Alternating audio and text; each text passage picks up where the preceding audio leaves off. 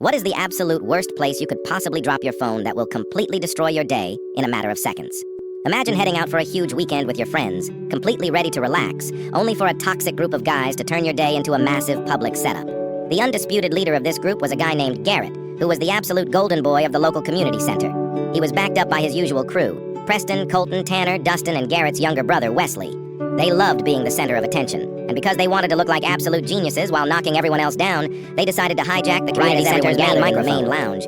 Garrett and his crew took over the speaker system to broadcast a massive, uninvited presentation on the top 5 worst places to drop your phone, intentionally roasting everyday moments like dropping it down an elevator shaft, letting it slip into a deep storm drain, or watching it plunge into a messy public toilet just to humiliate people. The 6 of them stood by the lounge chairs laughing, completely convinced they owned the facility. To make themselves look like the ultimate heroes, Garrett and his crew had volunteered to manage the center's lost and found locker and transport the official volunteer badges to the front desk. My plan was to stay focused, get my volunteer hours locked in, and head home. But right as the afternoon shift was about to start, the entire lobby went into a total security panic. Suddenly, the facility director burst through the main doors alongside 2 security guards, pointing straight at my gear bag. They marched over, ordered me to step back, and pulled the center's missing high-end master keys and a completely cracked, water-damaged facility tablet right out of my bag. The tablet was stuffed directly into a bucket of wet sludge. Before I could even open my mouth, Garrett looked at the director with fake horror and said, "We tried to warn them that messing around near the deep maintenance drains and dropping expensive facility gear into the water out of pure carelessness would get them caught. They sabotaged the center's equipment because they were desperate to steal the spotlight."